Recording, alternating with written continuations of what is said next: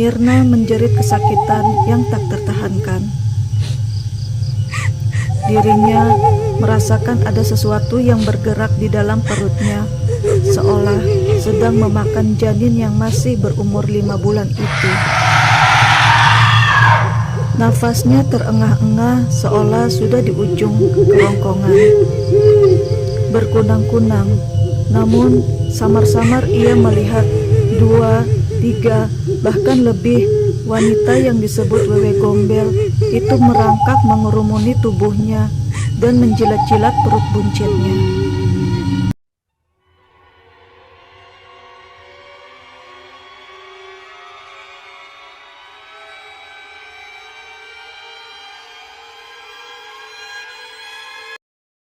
Pagi itu Lastri sedang melakukan pekerjaan rumah, membersihkan dan merapihkan kamarnya yang sedikit agak berantakan.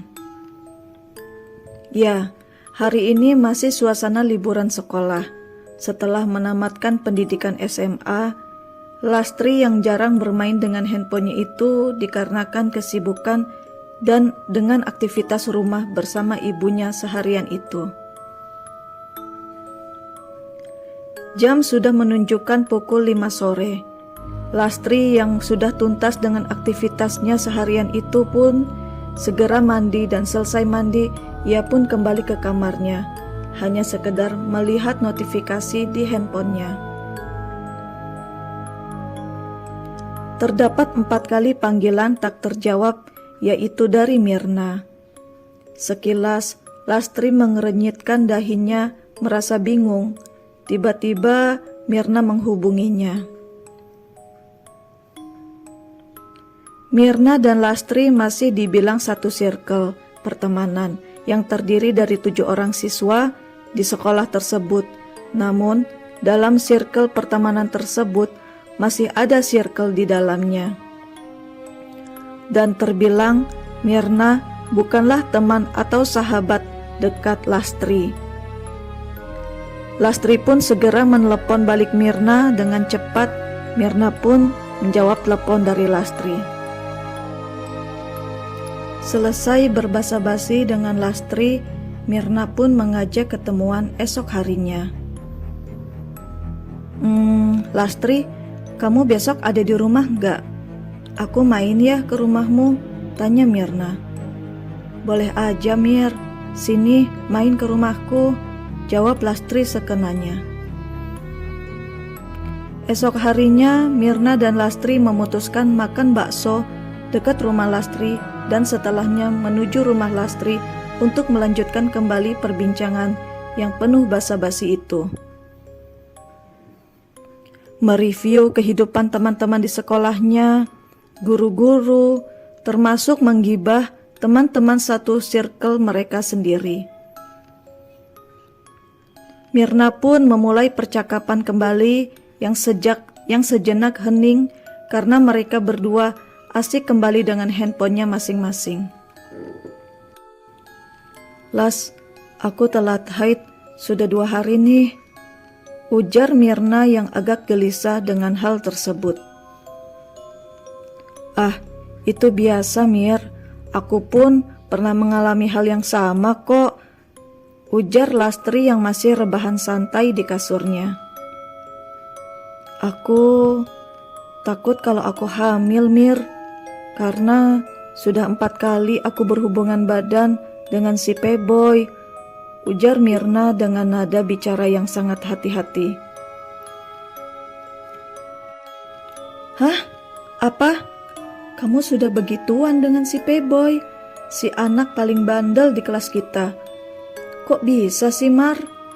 Lo tuh cantik, primadona di kelas kita, bahkan satu sekolah. Kenapa bisa kepincut sama si P-boy? Tanya Mirna yang gak kalah kaget sekaligus merasa bingung kalau Mirna diam-diam pacaran sama P-boy yang bisa dibilang gak ganteng-ganteng amat. Entahlah, tapi aku masih ragu Las. Aku takut kalau aku hamil. Jika aku hamil, apakah P-boy mau bertanggung jawab? Ujar Mirna dengan suara pelan dan tertunduk lesu. Mir, kamu mau nggak anterin aku ke apotik? Tapi di luar kampung kita ya, untuk beli tes kehamilan. Sambung Mirna dengan tatapan penuh harap.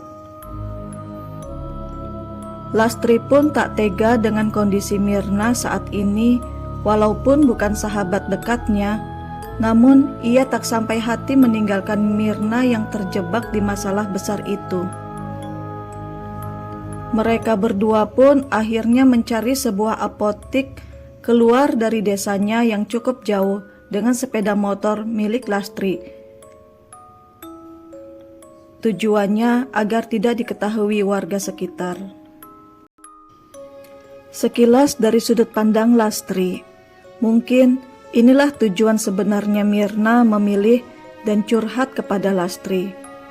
Selain Lastri memanglah sosok teman yang bisa diandalkan dalam menjaga rahasia, namun juga memiliki kendaraan sepeda motor. Akhirnya, mereka pun mendapatkan tes uji kehamilan dari sebuah apotik yang cukup jauh.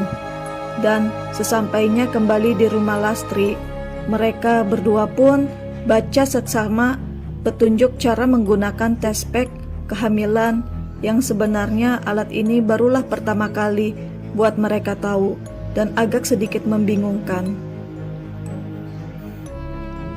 Oh, cara pakainya itu pagi hari setelah bangun tidur, ujar Lastri yang sedang serius menyimak cara penggunaannya itu. Berarti aku harus menginap di rumahmu. Boleh ya, Las? Pinta Mirna dengan wajah penuh harap. Soalnya aku takut kalau mengecek di rumahku. Aku takut ketahuan ibuku, tambah Mirna. Lastri terdiam sejenak dengan sedang mencerna kejadian hari ini yang di luar dugaannya itu. Seolah-olah dia dipaksa terlibat masuk ke dalam sebuah masalah besar yang tentu saja bukan kesalahan yang ia lakukan. Belum lagi harus mempersiapkan masuk ke sebuah universitas. Las, maafkan aku ya, sudah membawamu masuk ke dalam masalahku. Tapi aku bingung sekaligus takut, ujar Mirna yang mulai menangis sambil meremas kedua jemarinya itu. Sudahlah, jangan menangis, Mir. Kan belum tentu kamu positif hamil. Kita lihat saja besok hasilnya bagaimana. Mending kamu pulang dulu, berkemas, dan kembali lagi ke sini, ujar Lastri yang sedang menenangkan temannya itu. Ada temannya Lastri. Siapa, Las? Ibu kira Astri yang mau menginap. Nama kamu siapa, Nak? Tanya ibunya Lastri dengan senyum yang ramah. Nama saya Mirna, Bu. Saya temannya Lastri di sekolah. Mirna boleh kan, Bu, menginap di rumahnya Lastri? Tanya Mirna. Oh, boleh saja. Biasanya Astri juga sering menginap di rumahnya Lastri kok. Ayo, kita makan malam dulu. Ibu sudah siapkan nih ikan goreng dan sayur bayam, ajak ibunya Lastri. Keesokan paginya, dua anak remaja itu setelah sholat subuh tidak melanjutkan tidurnya lagi. Seolah-olah sudah tidak sabar menunggu sedari malam hasil dari alat tes kehamilan. Mirna pun telah selesai menaruh air urin di dalam bungkus alat tes sebagai wadahnya. Duh, bagaimana ini hasilnya ya, Las? Aku deg-degan nih. Mirna yang terlihat tegang sambil memegang wadah berisi air urin tersebut. Nantikan kelanjutan kisah dari cerita ini. Apakah Mirna berhasil melewati cobaan dalam hidupnya?